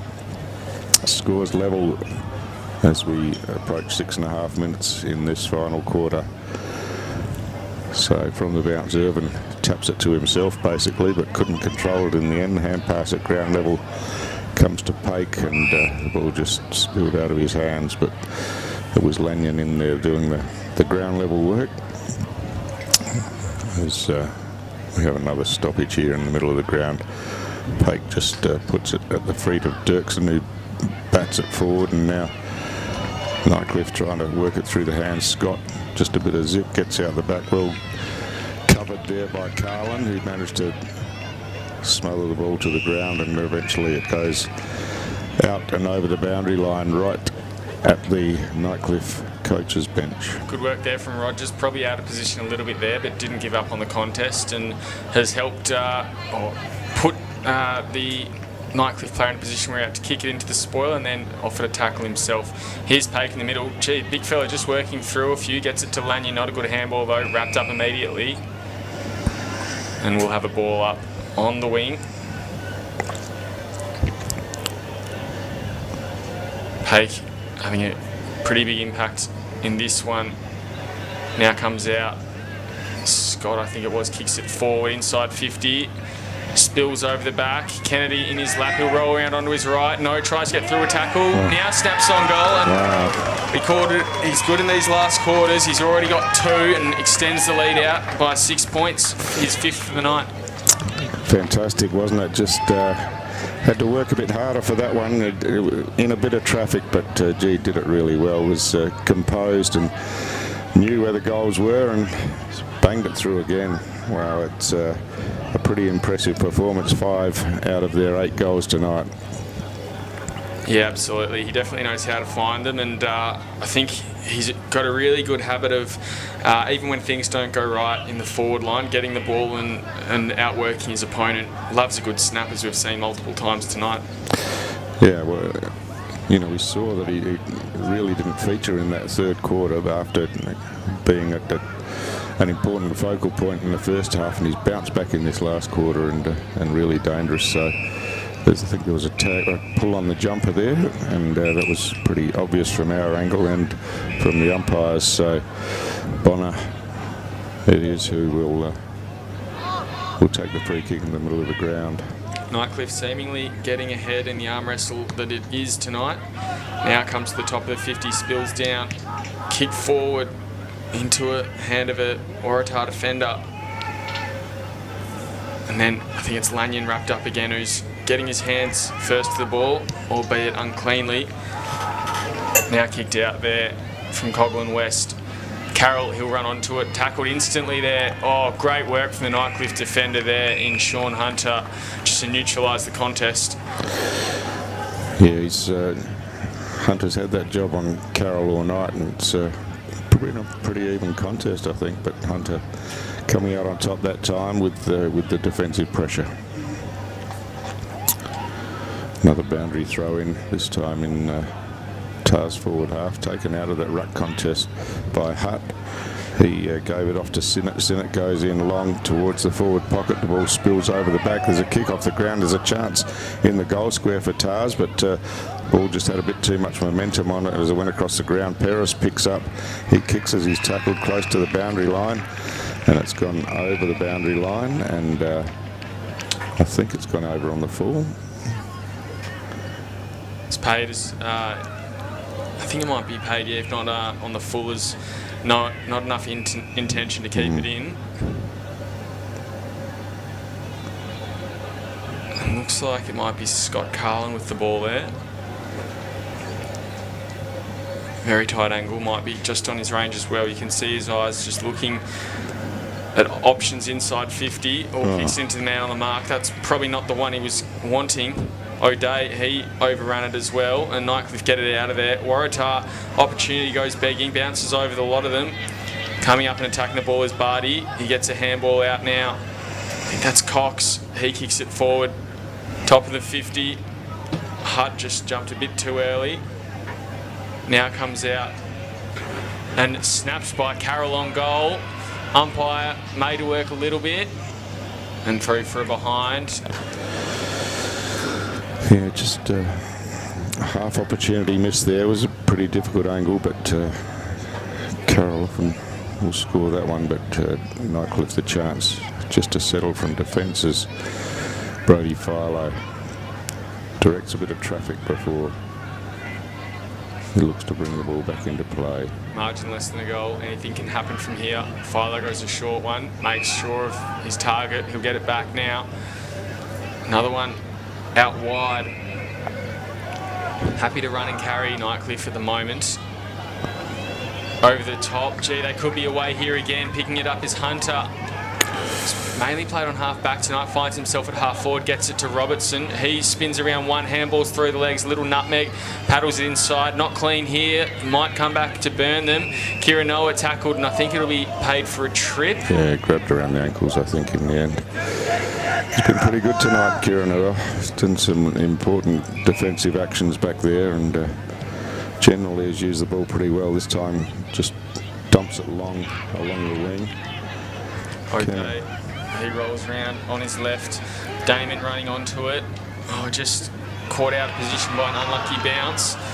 Still alive though. Lanyon, he picks it up, hits the deck. Bailey snaps it forward. One-on-one contest. In fact, it was a two-on-one contest, and Kelly might have hurt himself there. In fact, I think it's Banbury just grabbing that elbow. Cox tries to paddle it. Numbers definitely in favour of the Tigers here, but Waratah holding firm. Brodie Carroll lurking, gets a handball out, and the umpire's blown his whistle. Advantage paid, so Tars get out of danger for now. Good body positioning at centre half forward from the forward in red and white, and then rolls around and offers up a tackle. Salter Lamarcure it was. He's already kicked one tonight. Could he be the man? They need one more major to edge in front, or can Nightcliff hold them off? So again, in tight from that ruck contest, no one able to break free, and it'll be another ball up. It's out into a bit of space this time, but again, the tackle's made pretty quickly. That Lanyon trying to hand pass over the top, had it battered down in front of him, but worked back and got it forward again as Budrick at ground level dives on it, squirts out here, and Philo goes the short pass, but there's a free kick off the ball here. I think it's going Nightcliff's way, Yeah. half back, so Yeah. brought back. 14 minutes through this final term here. You'd think only 7 or 8 left. 5-point ball game. Anyone's for the taking. Good mark there, running back with the flight to the captain, Dill Collis. Kick nearly bounced off the chest there of Monty. He goes short one over the top. Banbury seemingly okay after what looked like a little bit of pain earlier, and he goes inside 50. A little bit too easy there. What happened? Did the Tigers get caught napping as Damon will line up? Yeah, again, Tars were happy to chip it around to find the player in the right position, and this time the skills were good. They hit the targets, and it's landed in the lap of Damon, who swings out to the right and kicks it exactly where he ran to, and doesn't come back at all. So that's out of bounds on the full next to the behind post. So again, a disappointing finish there, and Nightcliff maintained that 5-point lead. Short kick in from that back pocket and finds Butterick. He comes out this near side wing, looking for his teammate. Or kept alive. No, umpire will call it back from Nyhouse. Doesn't agree with the call, but that's what it is. It's a boundary throw-in. So the pressure's still on. It's the ball's in Tars forward half as from that boundary throw again, just taken out of the contest. But Philo found the ball in his hands and drills it out of defence. It gets it down towards half forward for Nightcliff as Kennedy takes it, swings around, bounces it into Nyhouse. Nyhouse, a hand pass over the top. Here's a chance. He could have run into the open goal, you would have thought, as he tried to dribble one along the ground there, and Paris Chong just misses an opportunity and didn't score at all, in fact, as the ball's gone out of bounds. It must have hit the behind post, I think. But yeah, a bit of talk and a bit of composure. Could have run into the open goal there, but we've had the boundary throw and it spills out and picked up by Sebastian Cox, but he's under some pressure now, paddles it forward. But again, there's a whistle on the play, and looks like it'll be a free kick going to Nightcliff. Does look that way. I'm not sure what. No, it's going to be a Waratah free kick. The arm signals were a little bit confusing there, but in the end, it's Tars who take it away down the other side of the ground. And big pack of players form as Fitzgerald spilt the mark. It spills to ground level. Politis kicks up high towards half forward. Working his way to the front was Nyhouse. Couldn't get it on the second grab. He's in the action again. Picks up, gets the hand pass back to Bailey. Bailey on the left goes long towards goal. It's bouncing just inside the field of play and bounces over the boundary line for another throw in, this time right next to the behind post in Nightcliff's forward pocket. And again, the game's still alive with a 5-point margin. Twice now it's rolled out that way instead of over for a minus score. The danger for Nightcliff Waratah, a lot of their goals tonight have come from that counter-attack, so they'd want to make sure they don't get a cheapie out the back. So from the throwing you can see there's plenty of players around the ball as Nightcliff trying to work it out to a spare player, trying to crash the pack there was Barty, but no, it was Saltalamaccia. But from the ball up, it's Irvin got his hand to the ball and quick clearing kick, but Nightcliff have got the numbers here as a hand pass comes over the back to Pake. Pake on that left boot kicks it to the top of the goal square. There's plenty of white jumpers there, but they're under pressure as the ball bobbles around at ground level. Eventually it comes to O'Day, who throws it on the left boot and clears it outside a defensive 50, but it looks like it's going to come straight back in from Bonner, who kicks long to the goal square. Falls at ground level again, and it's Nightcliff who's scored the goal from the loose ball at ground level. It's Boyd Bailey this time, who was Johnny on the spot and threw it on the left boot, dribbled it through, and gee, that stretches the margin out to 11 points, Will. Yeah, absolutely. I don't want to go the early crows, so I won't, but a very handy goal. Puts them just under 2 goals up.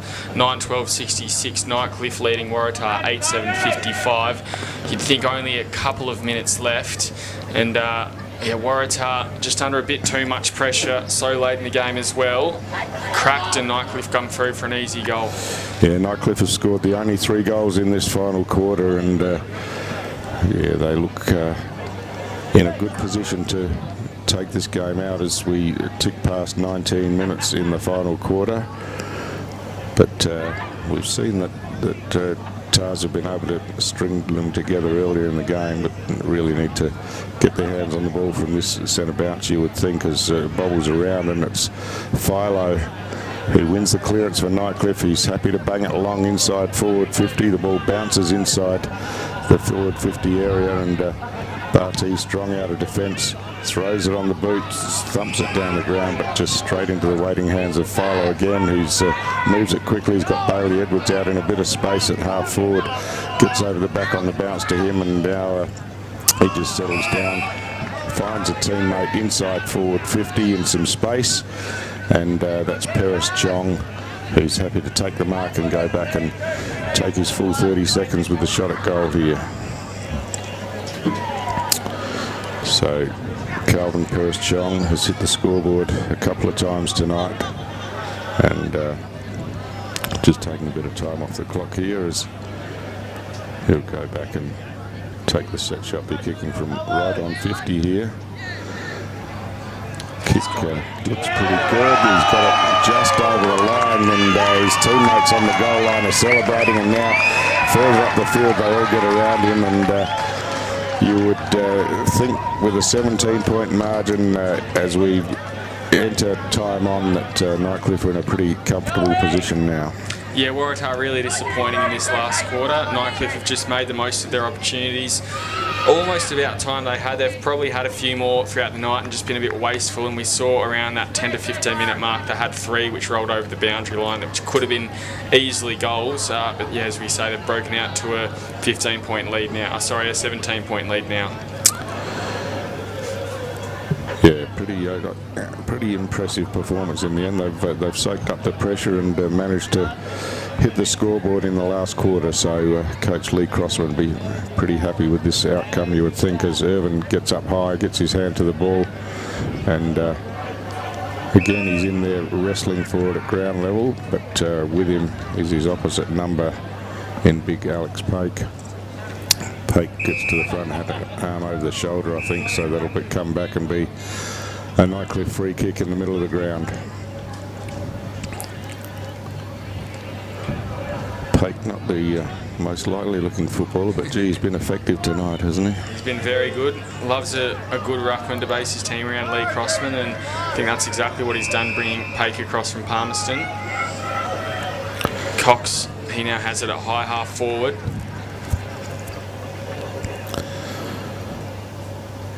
Now he's looking to launch it inside 50. No mark taken. Here comes Cody Nyhouse running through. Is that a goal as well? Celebrations well and truly on now as Cody Nyhouse slams it out to a 23-point lead. Unjust of the game we've had, but Waratah just running out of legs. Nightcliff with a bit of percentage boosting.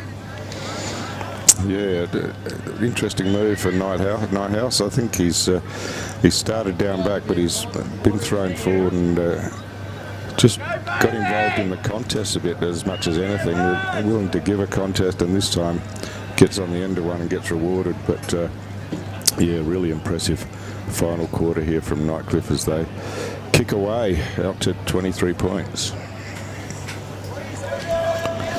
So 23 minutes gone, final quarter. Nightcliff have kicked all 5 goals of the quarter as umpire Newman throws the ball again in the air again. Irvin reaches over the top this time. The hand pass comes back inboard, but again, Philo, who's racked up the possessions in this final quarter, chips forward, and Nightcliff just all running now and into space. Edwards takes the mark. He plays on. I think he might have thought it didn't travel the distance, but he delivers beautifully inside 50, and Stanley Cox, the tall fella, gets out in front and takes a nice mark again in the hands under some pressure.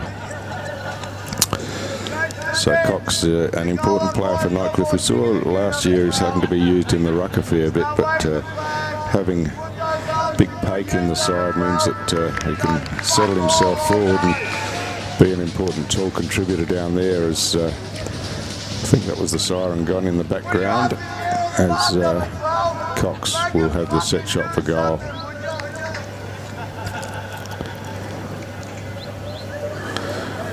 Stanley Cox for a bit of icing on the cake. Kicks from about 48 metres. Kick on its way is good. You can hear the crowd. They love it. And gee, what a final quarter from Nightcliff, with just blew Waratah out of the water, Will, with 6-0 in the final quarter. Amazing. Yeah, absolutely. I think it was 2 points Waratah kicked and well and truly outmuscled. Just ran out of petrol tickets in that one. But really impressive from the Tigers to get over the top. We've seen they've started pretty slow this season. Finally kicked into gear in that fourth quarter, and you'd like to think for their sake that they can keep that momentum going forward. For Waratah, a little bit disappointing. They were right in it, and yeah, definitely had that 6-point lead. As we said, it could have been 12-point lead at three-quarter time, which would have been handy, but just wasn't to be in the end. Yeah, 3-2-1 for tonight, Stu? Yeah, pretty hard to call, but gee, Alex Pake was really influential. Brett Kennedy, probably you would have to go with best on ground with his 5 goals and the influence that he had in the forward half. I like the game of Kyle Fitzgerald across half-back. Bray Philo really worked into the game, got plenty of the ball, and Houghty Rock had some good moments, as well as did Lanyon for Nightcliff. For Waratah, Dylan Collis got plenty of the ball but turned it over a fair bit, which was a bit disappointing at times. I thought that Scott Carlin had a lot of the ball. Lovell showed some moments. Monty early, but fell out of the game in the end, and Max Kelly was pretty good, I thought, Will. Yeah, for me, I thought Brett Kennedy did very well, finishing off with 5. He's a handy and creative spearhead, but definitely a few more influential players tonight. I'll go with Eli Damon from Waratah for 1 vote. Kyle Fitzgerald, probably didn't see as much of it in the last quarter, but didn't need to.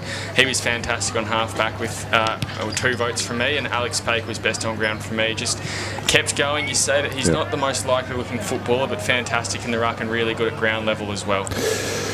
So that's it from Darwin Mazda Nightcliff Oval. In the end, it's Nightcliff too strong and ran away in the final quarter, and they really set up their season after winning a loss in the first 2 rounds, and Tars have got some soul searching to do after fading out really in that last quarter. But I hope you've enjoyed the coverage. I'm Stu Davis. Will Zwar's been with me. We've loved bringing the game to you, and look forward to you watching NTFL football next weekend for the rest of the season. Good night.